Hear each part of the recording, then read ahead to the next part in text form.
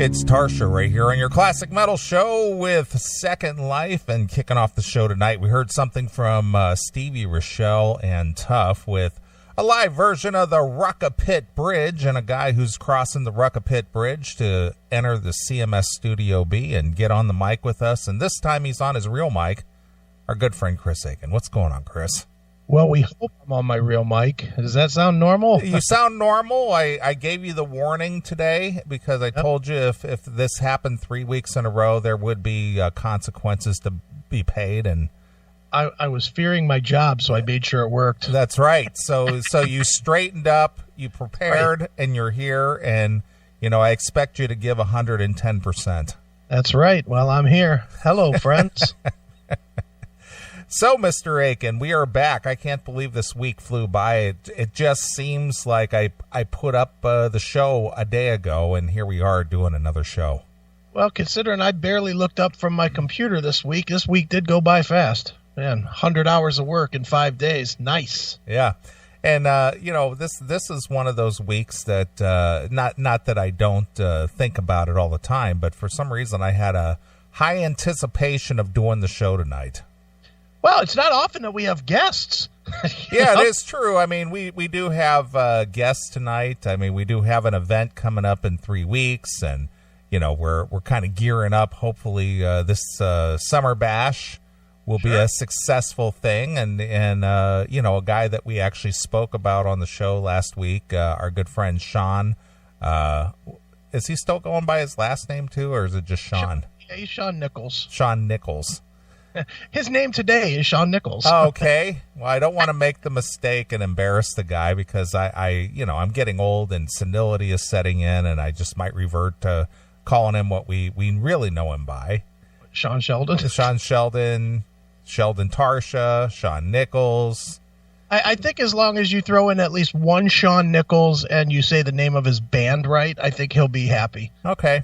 But anyway, it's been a long time since we've had Sean on the show with us. Sure. He is responsible for the Classic Metal Show theme song, which everybody loves so much. I mean, every week I see the same cast of characters in the Classic Metal Show chat room there 20 minutes early, and as soon as that theme song kicks in, I see metal with big exclamation points in the chat room, like they're singing along in as they type. Dude, it's a timeless tune. I mean, he wrote it, 10 years ago, 12 years ago? Yeah, it's been 10, 11 years now. I think I think we discussed it. I think we launched it in January of 2007. Yeah, so, 11 plus years of this song, and it's every bit as good now as it was then. It is. It's a timeless classic. Mm-hmm. It's probably his biggest hit. It could be. It's probably the song that most people know of him is our theme. Yeah, and I'm always thrilled to play that every week. I mean, when that song kicks in, just like the fans, I'm excited too. It's just like, all right, here we go. Yeah. Can we get that intro tune anywhere? No, Tim, you cannot. Yeah, you'll just have to record the show someday, and you can play it to your heart's content. I'm always curious, why does your version of it have that fade out at the end? Well, it's not really a fade out. It's when I go live with the Spreaker, it automatically reduces the volume by like 60%. Oh, because it drives me crazy when I hear it. I'm like, what the fuck? No, it's not actually in the song. As soon as I hit the on-air mic, it automatically reduces the audio volume. I see. Of anything that's being played through the SAMs. Okay, I never knew, and it was like every time I'm rocking out like all the fans are, and then all of a sudden it drops out, and I'm like, what the fuck? Yeah, I drop out about 8 seconds. Right, okay. And then I have to switch over to CMS Studio computers to start playing the audio that I play through the show. Okay, that makes sense. So, it's a whole technical thing. I mean, you've seen me sit here and work the board. I know you and I were kind of texting a little bit today. Sure. About Anthony Cumia. Yeah. And I don't get to watch Anthony as you watch him on a daily basis. If I've got time, I'll pull a show up or something. And today I just happened to catch the show that ran on Monday. I believe it was Monday's show. Yeah, Monday or Tuesday. The one with the Opie challenge. No, well, I did watch that, but the second one that I watched, the Opie challenge was last week, I think. No, it was this week. That was this week. Okay, well then the other one that I watched was Anthony hosting solo. Okay, because he was testing out brand new equipment. Okay, and they were working. He basically has his crew. Mm-hmm. And they're working the boards, and they're working the camera angles, and they're working the phones, and all the equipment. And I'm thinking to myself, obviously Anthony's got buku dollars, right, to do the show that he does, because it is it is a video show. Mm-hmm. But he does have a crew of people behind him, and when it comes down to doing this show, it's just you and I. Yeah, it's you and I and your technical knowledge, pretty much, and everything that we've done here on the show, I learned that on my own. Yeah, it is weird how we work. I do the marketing type stuff, and I do the web and all that shit, but you do all the fucking gear. I don't know dick. I'm terrible at gear. But Anthony, they were testing the new audio and the new gear and stuff, and they go, well, I think I got a little bit of an echo in my ear, or I got to turn up my headphones a little bit, or I got to, adjust my mic to do this. And I'm thinking, yeah, that's what we do. And we haven't really done that much in quite a while. Yeah. But boy, when we started doing the show, and before I really invested some money into the rack, and, I set you up last year with a new rack set up, and, sure, all that kind of stuff. We were doing the same thing. Yeah, dude. So many weeks, we would start at like 6 o'clock Eastern, 3 hours before the show. And we would fine tune, and we're adjusting my computer properties and testing and recording and listening to record. Remember that shit when you would record the tests? Yeah, and then we'd play it back and see what it sounded like to the fans. Yeah. And then we would get all the way through it. We'd be like, okay, this is perfect. We'd turn on the mics at 9:15. It would be completely fucked up. It was so frustrating, back in the early days of this. It really was. But anymore, it's pretty flawless.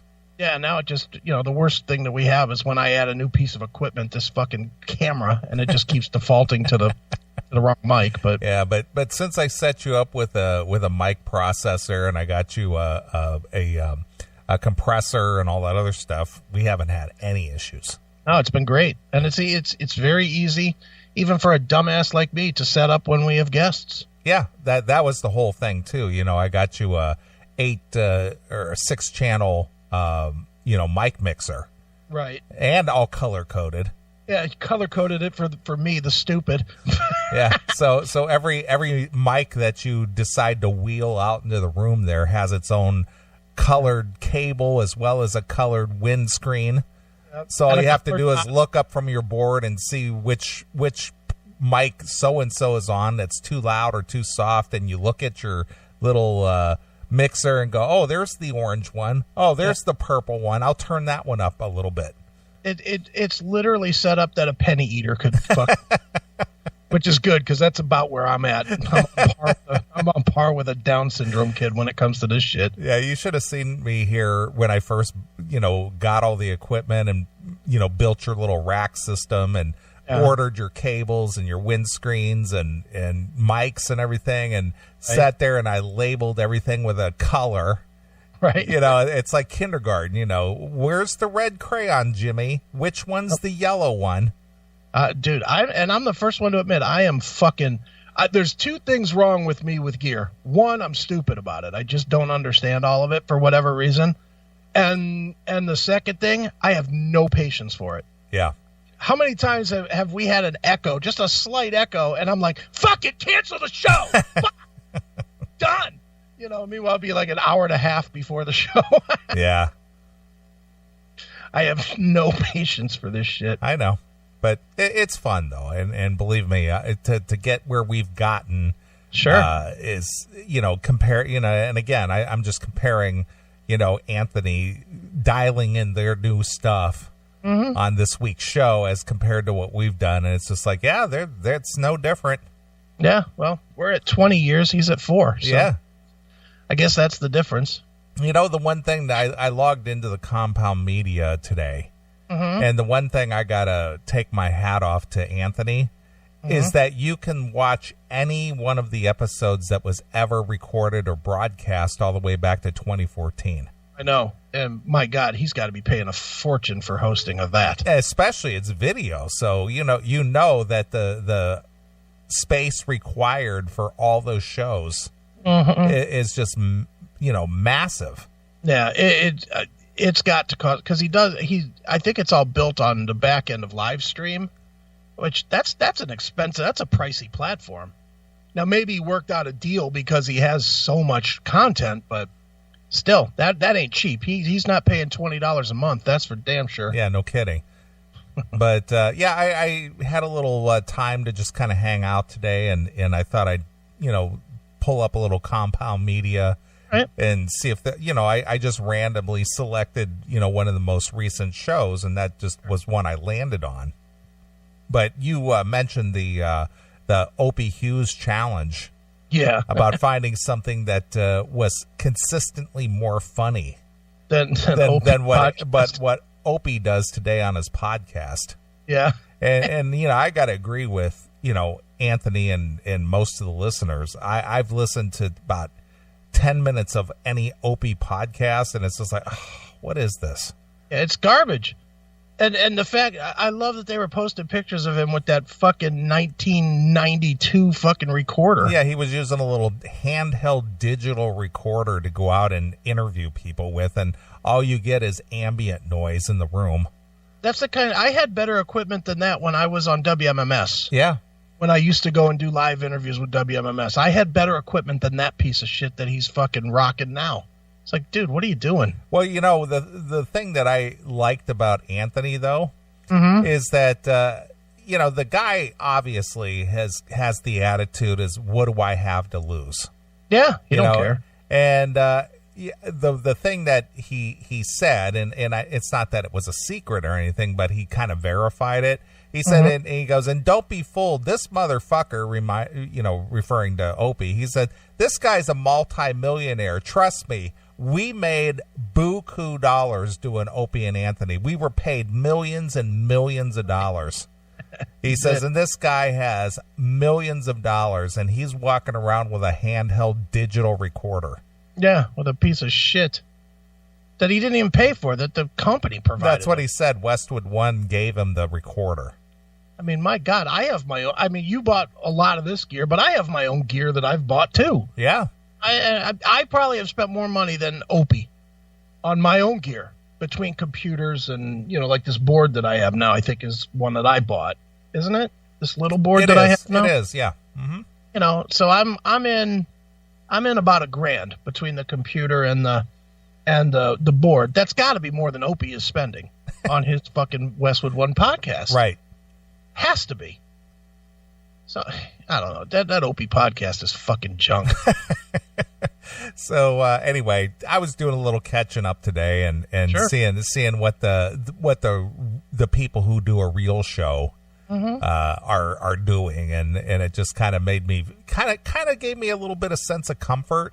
Sure. That they're not doing anything different than we are. It's just that they got bigger names just due to timing and the fact that they've had a long, successful career on commercial radio as well as satellite radio. Sure. And, I admire a guy like Anthony, not only for his talent as somebody who's funny and can, conduct a show, but somebody who has the wherewithal and has put his money where his mouth is, literally. And, paid the money because he's doing something that's a passion of his. Yeah, he wants to keep doing it. He doesn't want to go back to a job, and he doesn't want to sit at home and do nothing. Right. Yeah, good for him. I mean, again, I don't know how Anthony has spent his earnings over the last couple of decades, but I know that guy's got a lot of money.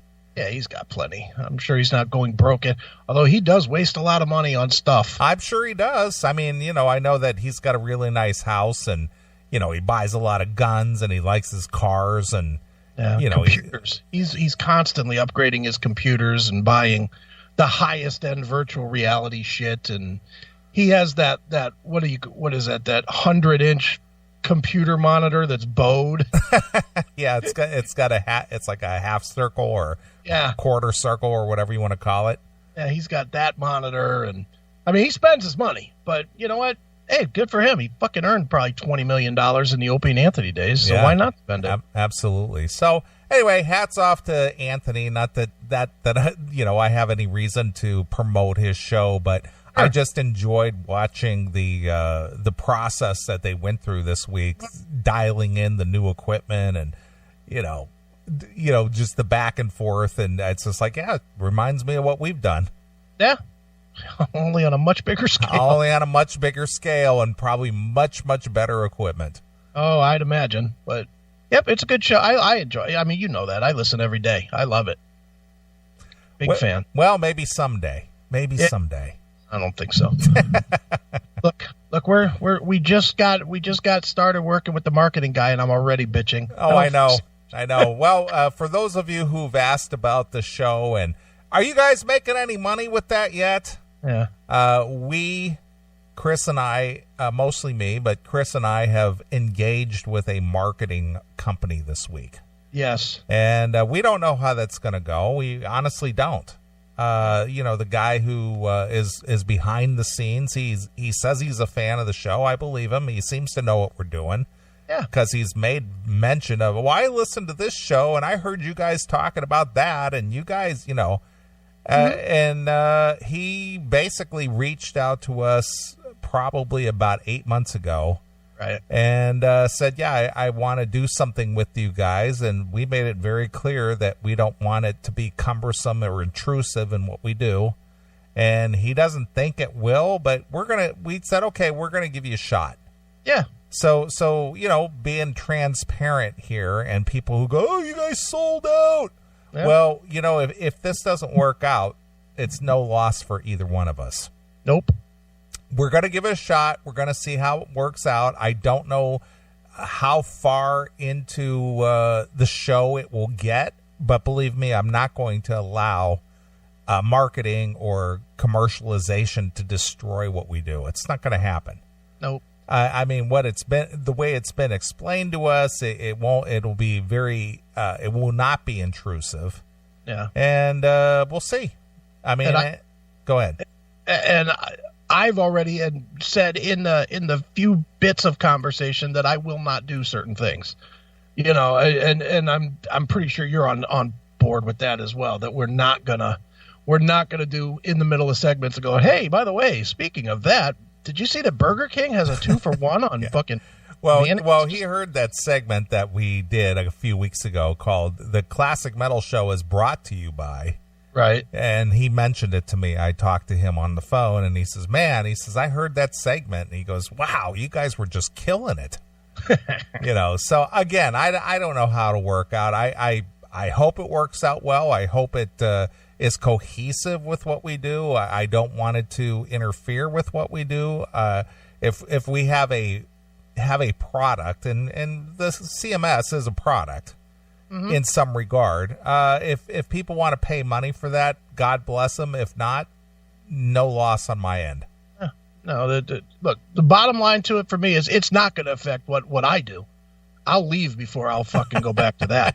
I'll tell you, I'll tell the listeners, I'll tell you, I'll tell everybody that I will quit the show before I go back to the insanity that I was going through when I was on commercial radio before. I won't do it anymore. Right. I will not do it. The stuff that he's asked us that, would we do, like him and I got on the phone or email, I don't even know. This week has been a blur. But the things that we talked about doing, I have no problems doing, sponsorship videos on the website or putting up banners or any of that. I have no problem with any of that shit because none of that affects the show. I don't give a shit. I honestly, he asked me about 2 spaces on the fucking website to put banners, and I gave him like 8. Okay. I said, fuck it. Put them all over. I don't give a shit about the website. Put them up there. Blast every goddamn Adam and Eve and whatever you want on it. I don't give a shit about the website. Right. I really don't give a shit about if we tag put a pre-roll or a post-roll on a segment. couldn't give a shit about that. But I am not going to do it during segments. Right. I'm telling you that now. I am not doing that. Right. No chance. David, if you're listening, no chance. Not up for debate. Not up for discussion. No chance that we will ever be mid 5 minutes into a topic and be.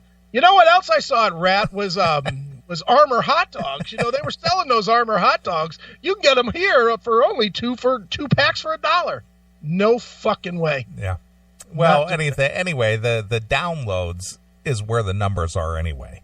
Mm-hmm. I mean, you know, the weekly show that people download on a daily basis, that's where the audience and the money would be anyway. Yeah, exactly. So doing pre-roll and post-roll on segments of the show, not an issue. Not going to happen. Not going to change the content. I am still going to say nigger fucking cunt every goddamn show.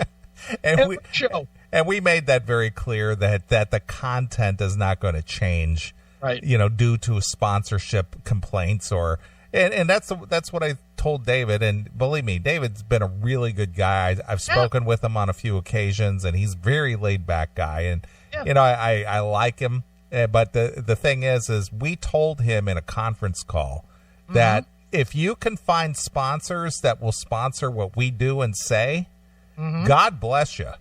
Yeah, that's it. If he can, that's great. And he seems to think he can. And again, I know this sounds like I'm like attacking. I'm not. He seems like a really nice guy. Wish he wouldn't call me at like 10 o'clock at night, but whatever. you know, but you know, that is what that is. But we're not changing nothing. No, I'd rather not. I'd rather never make another penny or a penny from the show. Another penny. Right. Make a penny from the show. Right. I'm happy. For me personally, I am happy being able to promote my books and sell my books, and that's enough. You know, that's enough for me. I make enough money doing other shit. You know, and I think you're in the same boat as well. I mean, as long as you can put the shirts out there, I think you're good, right? Yeah, and I've been selling shirts like crazy lately. And not this week because it's not on the website right Yeah, now. well, I don't know why, but I'm getting shirt orders, and it's just like everybody all of a sudden wants a CMS shirt, which is fine because I've had plenty to put out there. In fact, I ordered a whole new batch around the melodic rock, which was back in May. I got to order a new batch now. Well, you'll see Sammy in a couple of weeks. You can put the order in person. Yeah, so I know some people who said that they're coming out to the Summer Bash. They go, I hope they have CMS shirts. There will be CMS shirts, hats, and bumper stickers at the Summer Bash. Nice. If I sell 5, I'll be surprised. No, because nobody buys. Yeah, not at the shows. You know, I had shirts and hats and bumper stickers specifically for that Melodic Rock Fest. I did not I can't say I did not sell a one because our good friend Dan Pate, who did spend the money to come all the way from the West Coast to attend this thing, he did buy a hat. Mm-hmm. But that's it. That's all I sold. And it's just like, no, people just don't buy it. You know, everybody wants one, but I'll get one, you know, through the website. And if they do, cool. Yeah, well, but to be honest, if we're going to be honest about the selling shirts at the Melodic Rock thing, we were not in a place to sell shirts. Well, I agree with that. If we'd have been up on the main drag, you'd have sold 50 shirts. Like where all the vendors were? Yeah, where the big lighted riser where everybody had their big table set up and everything. Yeah, because the CMS shirts were way cooler than anybody else's shirts. True. If we'd have been up there and people would have stumbled across it when they were looking for their whatever Adrian Gale shirt or whatever, you know, they would have sold them. There's no question in my mind. But we were tucked away in the dark. We were. You know, which is fine. That's where we need to be. Yeah, I would agree with that. And we enjoyed ourselves back there. We like not being too much in the spotlight. That is true, but that was fun. But yeah, if you're coming out to the Summer Bash August 25th in Wooster, Ohio, I will have shirts and hats and bumper stickers and things. And, you know, those of you who have purchased your shirts through the website and whatnot, I always throw in a couple of CMS bumper stickers in there. And, you know, people seem to appreciate that. Right. Of course, at Summer Bash, they'll probably have us set up across the street from the venue. Yeah, exactly.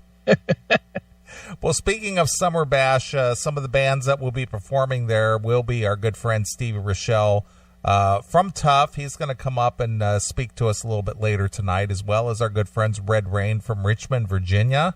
Mm-hmm. And, of course, one of my favorite, what do you want to call, small, they were kind of late to the game back in the late 80s, early 90s, as Every Mother's Nightmare. Sure. A guy who's always been good to both Chris and I, especially Chris, is our good friend Billy Morris. Sure. He's going to be performing there as well. He's always been very supportive of the Classic Metal Show. Mm-hmm. He's allowed us to broadcast from his various venues that he's owned over the years. And, he's just been a good dude. Sure. And he has fantastic food. Boy, you ain't lying about that. And he's going to have the food truck out there, too. That's good. You got to get some of that food. Oh, yeah, dude. I've had his food when he used to own what do they call the Foundry? Oh yeah, or what the Blind Lebanon, the Foundry, the Hi-Fi Club, all even though they renamed it. Yeah, when they served food at that club, the burgers. Yeah, those were phenomenal. Yep, Billy can cook, man. But he's got the barbecue going on out there, and I've had the barbecue at your opening of your Pinball Palace. Right, yeah. And that was phenomenal. So I'm looking forward to some rock and roll. What is it called? Smoking rock and roll? Smoking rock and roll, yeah. Yeah. So if you're into barbecue, which I am, I had some barbecue last night, as a matter of fact. But looking forward to some Billy Morris barbecue. Awesome. Yeah, me too. I will definitely be making my fat ass fatter. So that's all coming up here in a couple of weeks. Mm-hmm. So I hopefully everybody will who can make it out there will be there. I would hope so. Hope we don't play to 15 people. Yeah. I think we'll do better than that. Do we know anything about ticket sales so far? I have not even asked. Not a word. You know what? I was working so much this week. I be happy that I was able to negotiate these 2 interviews this week, because that's more effort that I put into anything else other than work this week. I was glued to the laptop. The only time I saw different views was when I switched computers to see different views. That's how much I worked this week. Just fucking ridiculous how many hours I worked. Well, was it just a big influx of business, or you were just, everything kind of came in at the same time, or what's the deal? I'm moving everything off of this one server to a new server. And tell that story in itself about being the hacked and all that. Well, and that's the deal, is the server company itself got hacked, and therefore I'm getting the fuck out of there. But needless to say, a lot of these sites had older code or whatever, so I have to, I'm rebuilding a lot of these sites on the fly, if the customer didn't maintain backups.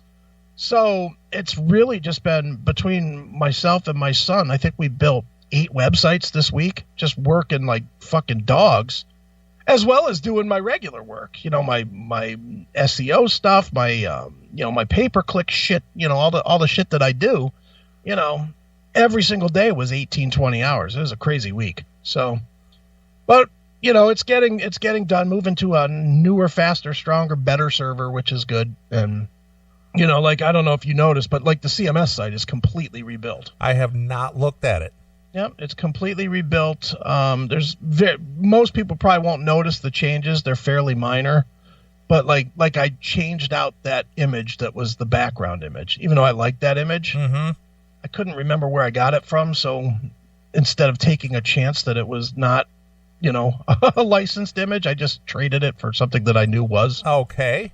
And just little things, just moving things around and putting more security on the websites. And it's me doing my job is really what it comes down to is, I don't love building websites, but on occasion I have to dig in deep and just fucking code out. And this was that week. Gotcha. Ugh, sucks. All right. Well, I just pulled up the CMS website, theclassicmetalshow.com. Yeah. And I'm looking it over here, and very, very bluish purple. It looks the same, right? Yeah, pretty much. Yeah, I mean, the only thing that's different is that picture in the background, and now it's an audience instead of a cartoon guy. Right. other than that, it's the same. So how much is that thing called Pinball PA? What are they netting us? Well, Pinball PA probably paid like I don't know, probably $3,000 a month for that banner. With all our huge traffic. Right, exactly.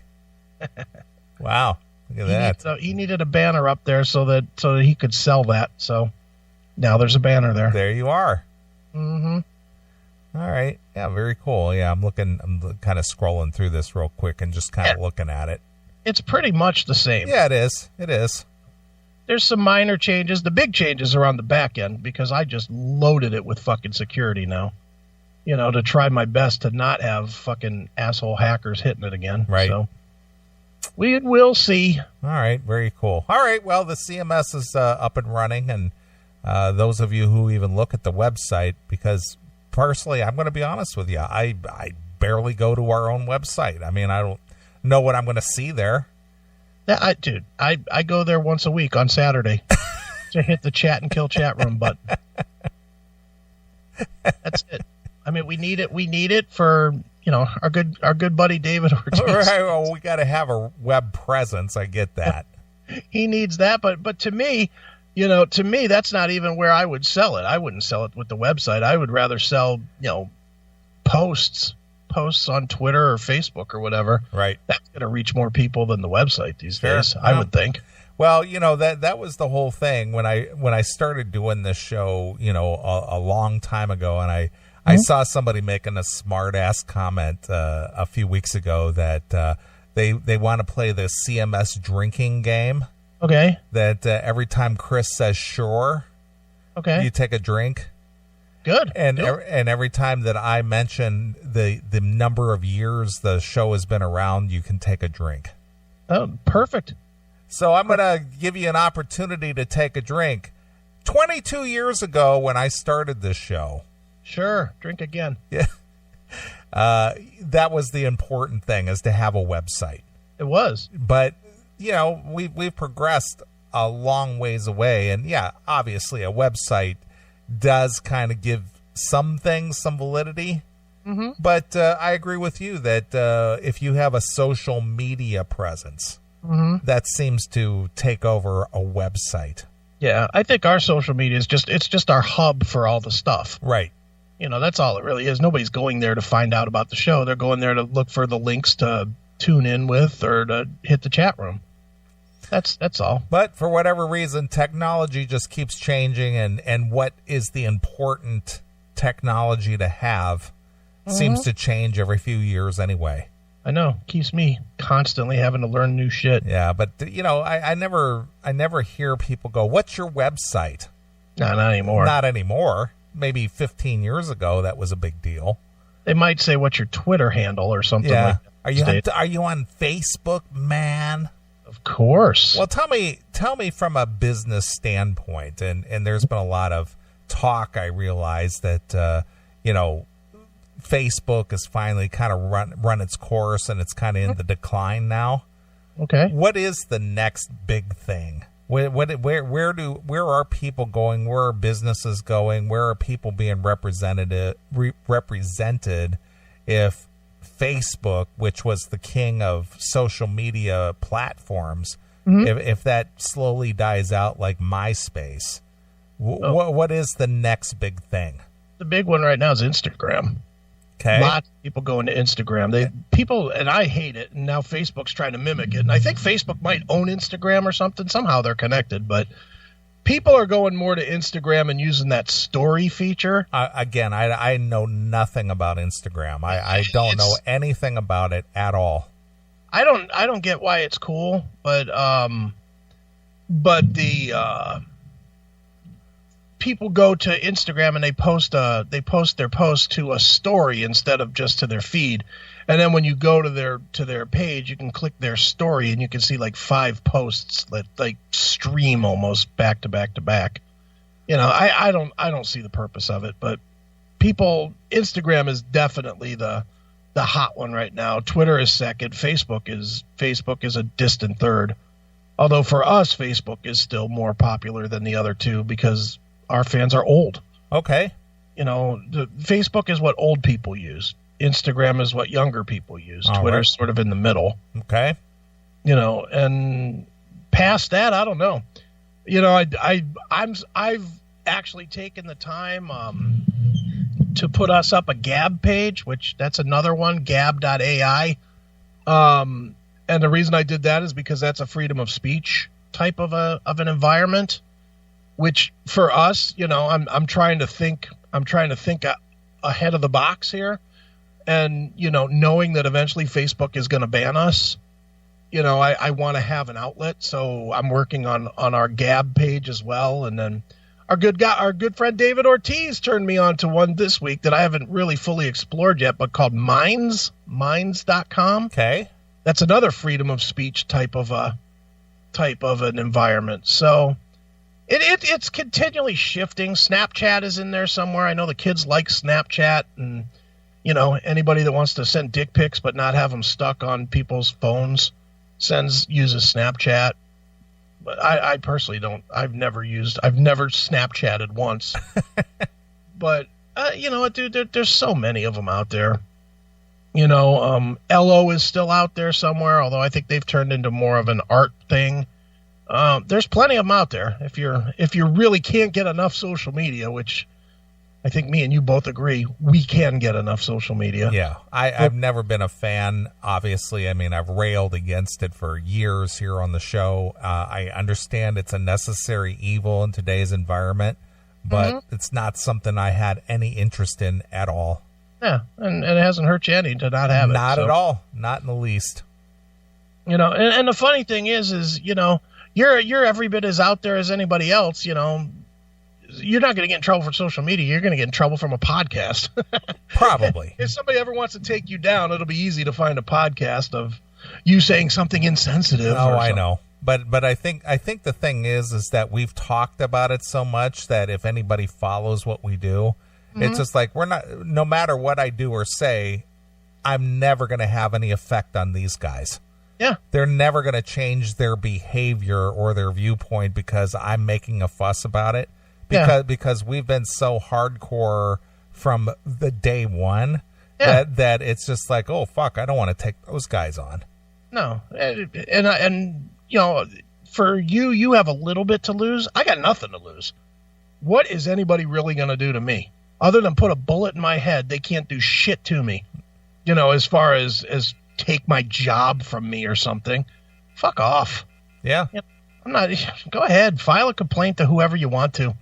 I could give a shit. Yeah, no kidding. That's really how I feel. Yep, I get it.